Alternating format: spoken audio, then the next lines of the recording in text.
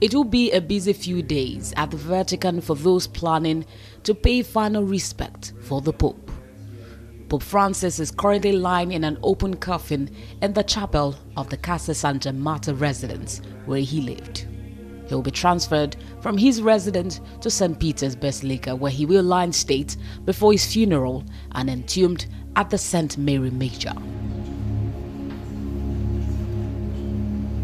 The death of Pope Francis has drawn the curtains open on the perception of world leaders and members of the Church on his personality as he led the world's Roman Catholic Church. To hear the Pope speak about tenderness, mercy, compassion, love, this is what moved us about him. By having a care for the environment, by seeing humanity as one body, not a body that's divided between religions and politics and countries. He represents someone who's strong and who loves everybody. He carried his kindness for humanity into the Vatican. He's just a great person. The death of a pontiff kicks off a tightly choreographed series of events refined over centuries. Pope Francis approved a stripped-down funeral for himself last year, breaking away from some traditions entirely. After death, his body is blessed, dressed in vestments and exhibited for public viewing. This is where hundreds of thousands will come to pay their respect, including foreign dignitaries and world leaders. In the past, the Pope's body was displayed on a raised platform, but Pope Francis' simplified funeral rite removed this. He'll be lying in an open coffin instead, breaking from previous pageantry. Several world leaders have announced they will attend the Pope's funeral. US President Donald Trump, who has clashed repeatedly with the Pope about immigration, said he and his wife will fly to Rome for the service. They were with me during the election, as you know, very strongly, and it's just an honor to have the support of the Catholics, and I feel very badly for them because they love the Pope. Among other heads of state set to attend were Javier Milei, president of France's native Argentina, Brazilian President Luiz Inácio Lula da Silva, and Ukrainian President Volodymyr Zelensky, and some still unconfirmed. Cities around the world have been paying their respect to the Pope, with days of mourning. He actually imparted generations, and we are all very proud of him. And each time he appeared where he was alive, he was seen as a man who is talking what is scripture, what is biblical, and what can be truly emulated. So we are going to miss him. I believe so much that the Lord will give the Catholic faithful opportunity to decide for another pope that will be of service the way late Francis Paul has done in this generation. No, we don't want this. Now, welcome back. Now to our discussion segment this morning. Talking about this, Pope Francis requested that he be buried in a simple wooden coffin overlaid with zinc, a departure from the usual 3 caskets of his predecessors. And at this time, we're seeing development on this today. Absolutely. Again, in line with his lifestyle, which was simplicity and humility, he's asked that he be buried in a very simple coffin, which is just one overlaid with zinc. And he's also chosen not to be buried, in St. Peter's Basilica, as it is also for the customs of his predecessors. Rather, he's asked that he be buried in Santa Maria Maggiore, which is outside St. Peter's Basilica. And Emmanuel, according to the Vatican, about 7 popes and saints have been buried in this exact venue, as opposed to over 22, who are in St. Peter's Basilica. And so today, the world is honoring a man who has done all he could to serve humanity and give all that he has. And so with that, Emmanuel, joining us via Zoom from Kenya is a Reverend Father Stephen Eyeowa, if I got that pretty correctly. Father, good morning, and thank you for joining us on TVC Breakfast Saturday.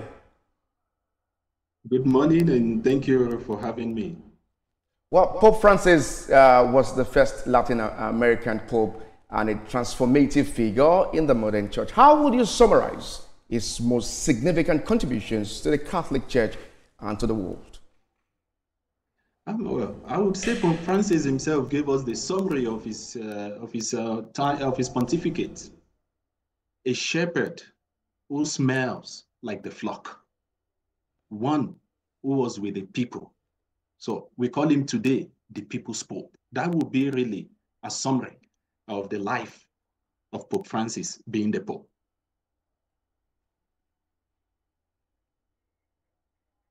Father, are you still there? Can you hear us? I'm with you. I'm with you. Oh, okay. You know, what we're seeing live from the Vatican is, you know, it leaves everyone in awe of the life of Pope Francis himself. When he first was elected the Pope of the Catholic Church, he came out and made some statements departing from the usual of what we see by other cardinals. Talk to us about the background of Pope Francis that gave birth, if I would, to his lifestyle as the Pope of the Catholic Church. Well, three things I would say was crucial to the life of Pope Francis. Perhaps there are more, but I could really single out three important things very crucial to Pope Francis. The first would be the understanding and the embrace of what I call the Jesuit spirituality. Remember, Pope Francis was a Jesuit. And so he understood and he embraced totally that spirituality of St. Ignatius of Loyola. And at the heart of this spirituality of St. Ignatius of Loyola is the call to serve, but also the call to humility. And you could see that really permeating the entire period of his pontificate. A pope who was out there to serve the people, but also a pope who was humble and simple to the core. That would be the first. So at the heart of Pope Francis's agenda, I would say, or his life, was the Ignatian spirituality, him himself being a Jesuit. Well, the second is also not too far from this Jesuit Ignatian spirituality, which is the life of St. Francis.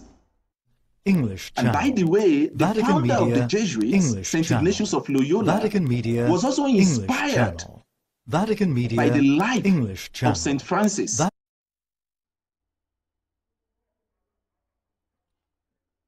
Well, he's talking about the simplicity of Pope Francis. Absolutely, and, absolutely. All what he said before his death, and just before he died, he appeared at St. Peter's Basilica on Easter Sunday doing the blessing. And despite his frail health, he still served until his last day. And remember, St. Maggiore, you know, where he normally goes. Are you able to hear me? Okay, we can hear you now, Father. Okay, you can go on with your line of thought. Yeah, you're a bit far from me. I couldn't hear you well. We know you are joining us from Nairobi in Kenya. This is Nigeria. You can go on with your line of thought. Oh, okay. So I was saying that the second crucial thing for Pope Francis was the life of St. Francis himself. The one after which he took that name, Francis. And that was a life of simplicity he lived, the life of humility, basically understanding the brokenness of our world and understanding that his mission wasn't just alone to the Catholic faithful, but to entire humanity. That's right. You see, and so that would be the second. And the third is actually his devotion or it was his devotion to the Blessed Virgin Mary. And we shouldn't be surprised that now at the end of his life, Pope Francis asked that he be buried at St. Mary's Major and not at the Vatican.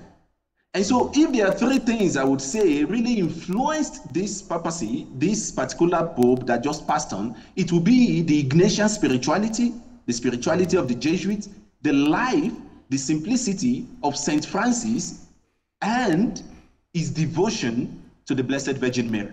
All right, let me quickly bring this to you. Just a day before his death, he appeared at St. Peter's Square for the Easter Sunday, despite his frail health. What do you make of his devotion to service?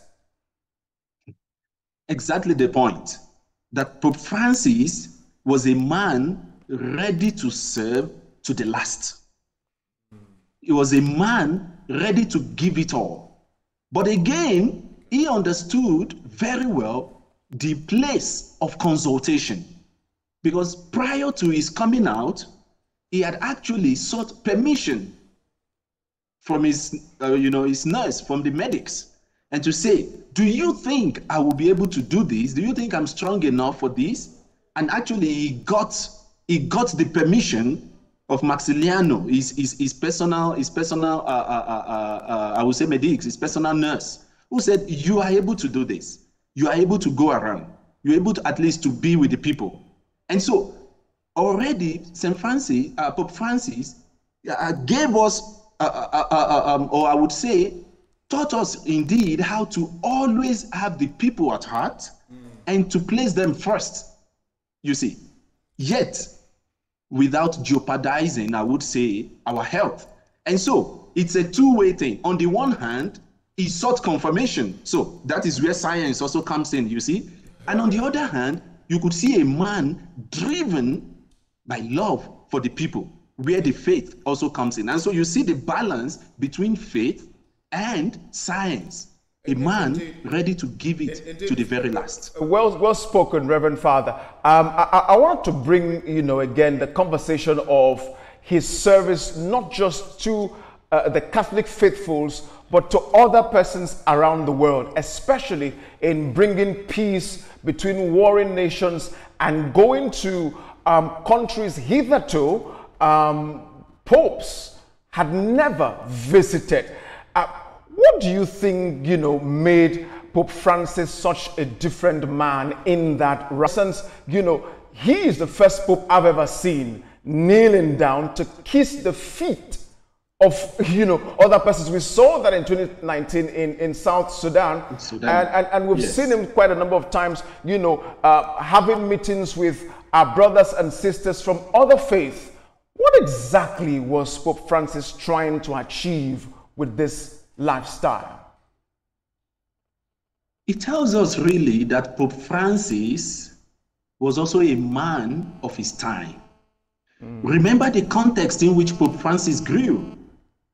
It was indeed the context of Latin America. And what came out of that context is what we call today the liberation theology. This was a context that was really broken. And again, it tells you that Pope Francis was a man able to read the signs of time.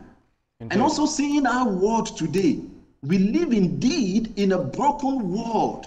Just look around us in Africa today. In fact, just take a look from the Atlantic to the Indian Ocean.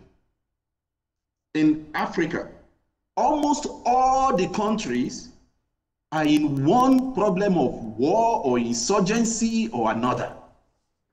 Pope Francis, understanding these dynamics very well, knew that peace would be non-negotiable for our world of today.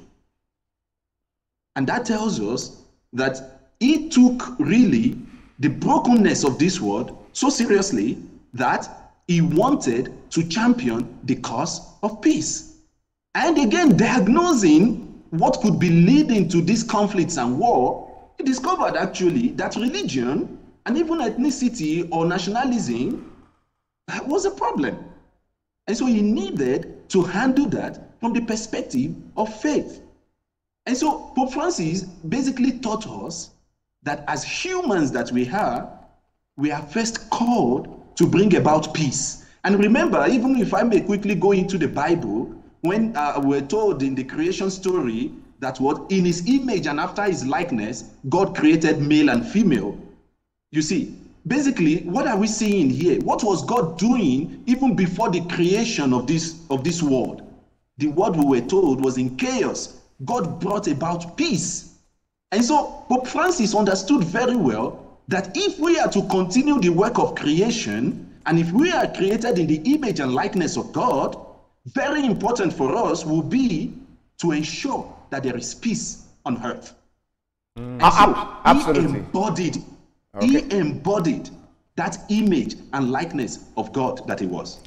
All right, in the next few days after the burial, now let's talk about the politics surrounding the emergence of the next pope. Well, Nigeria is one of the fastest growing Catholic population in the world. Do you think an African pope is possible at this time? We have about 2 of them jostling for this position. 3, actually. Absolutely. You are right. You are right. Nigeria is the fastest growing, I would say, even in terms of Catholicism. Huh?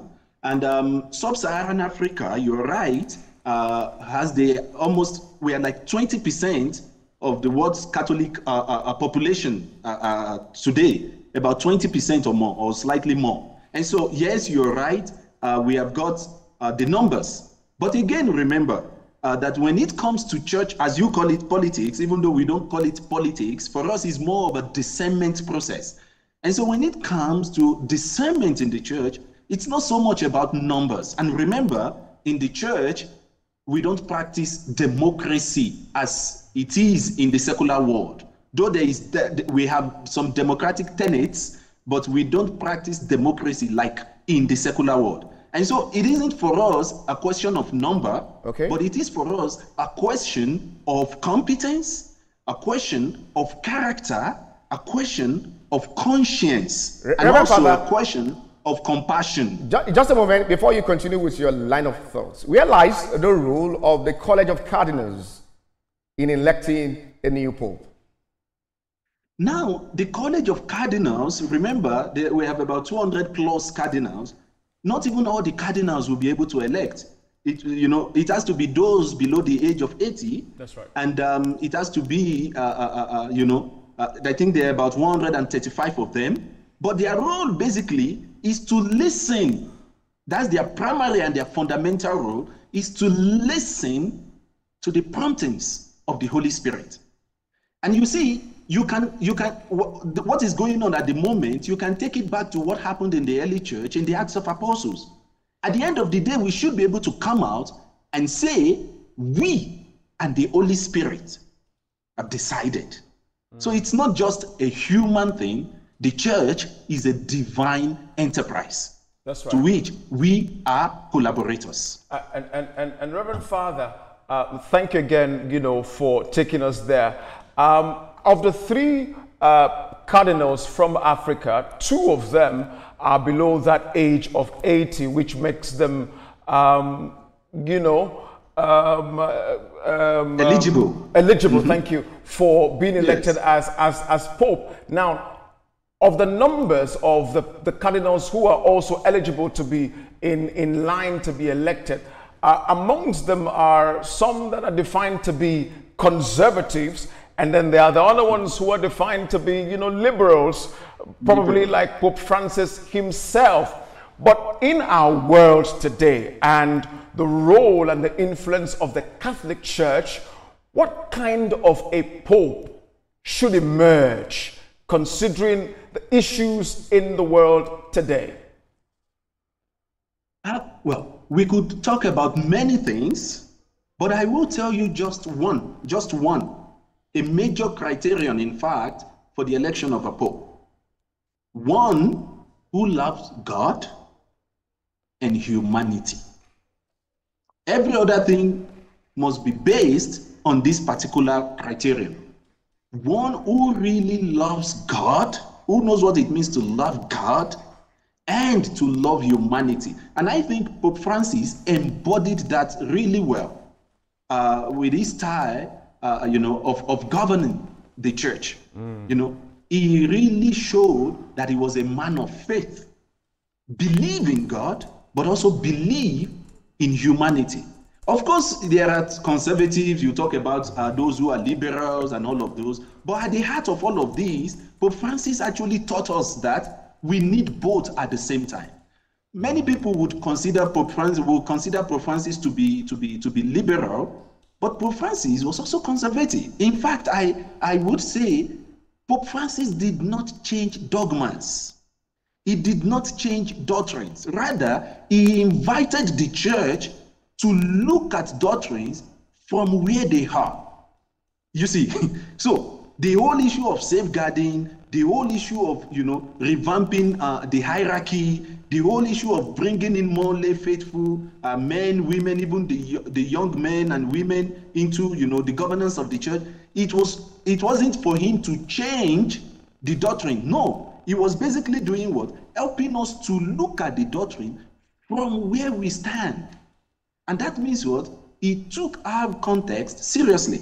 And so I expect a pope who would come out of his love for God and humanity, will do everything to promote faith, but also the flourishment of humanity and our world of today. Indeed, Reverend Father, thank you very much. As you'd hold your thoughts at this point, we'd like to take our viewers straight to Vatican, where we're bringing you live visuals of what is going on as we speak Vatican at this Media moment. English channel. Emma, we know that by 8:30 local time, archbishops and different leaders in the Catholic Church will be gathering at the Vatican, and accordingly the mass will commence at 10 a.m. Absolutely. Well, we hope to keep in touch with details as it emerges from the Vatican City. But already, thousands have already gathered at this, like we can see right there. Those are live feeds from the Vatican City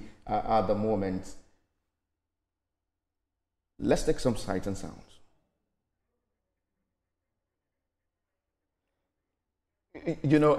Emmanuel, yesterday they had to quickly, shut down.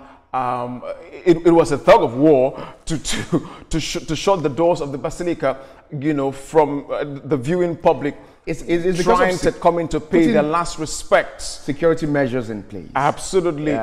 Because you cannot be expecting about 170 heads of state, right, and about 250,000 to gather at the Vatican City, and have watertight security. I really do not envy the security men and women it has to be in charge watertight today. At this time, and we hope to see a very befitting burial for Pope Francis. Absolutely. As simple as Pope Francis wanted his funeral to look like, might I say, Manuel, it's a bit difficult to keep it that simple, And again, remember that the Pope himself loved the idea of mingling with worshippers, which also was the reason why his body had to be moved, in between worshippers into St. Peter's Basilica, by way of showing his personality. And then remember, on Easter Sunday, it was the same thing that happened. He came out and, rolled around one the interesting people. question I would like to ask the Reverend Father is, it stands on the same-sex blessing, and what is his own interpretation of that? But we'll go on a quick break at the moment, and when we come back, we'll talk more about what exactly is happening at the Vatican City. Do not go anywhere, definitely. We'll be right back. Reverend Father Stephen Eyeowa joined us from Nairobi in Kenya. Many thanks for staying in tune with us this morning. Let's quickly get what's your interpretation of the same-sex blessings on the stance of the Reverend Father Pope Francis? Thank you. I know Fiducia Supplicans, which is the title for this particular declaration, has generated a whole lot of debate. But actually, again, as I said, Pope Francis did not change doctrine. Rather, he invited us to see or to look at doctrines from our positions. And so Pope Francis never at any point really said now that the church should go ahead to do, to conduct matrimonial ceremony, I would say, the sacrament. If you read that document very well, at the beginning of the document, we see clearly the definition of marriage. We did not change at all from what the church has always held on to. You see, so it was clear for Pope Francis, marriage is a sacrament, marriage is a union between a man and a woman, clearly written in this document. However, Pope Francis will talk about non-liturgical blessings. And basically what that means is that to avoid discriminations, we should be able to bless people when they approach you for blessings. I can actually say categorically that the church accepts these people because they are part of humanity. They are in need of God's help, just like every other person. They are in need of God's blessings. However, the church does not, and Pope Francis did not say there should be a sacramental marriage. And if you read that document clearly, basically Pope Francis was coming from the perspective of what I will call pastoral charity. That is, the love of the weak, the vulnerable, the broken of our world. How do you integrate them? How do you make them feel at home? That was what this document was about. It was more about pastoral charity rather than doctrinal changes, you see. But of course, we took it we approached it from the perspective of, call it the hermeneutics of suspicion, which is okay, which is fine. It helps us to better clarify what was written in that document. And so Pope Francis did not validate the sacramental, a blessing of same-sex union. Leave it, Reverend Father Stephen Eyeowa, who joined us from Nairobi. Many thanks for joining us on the program this morning. You're welcome. Thank you for having me. Thank you very much for joining us.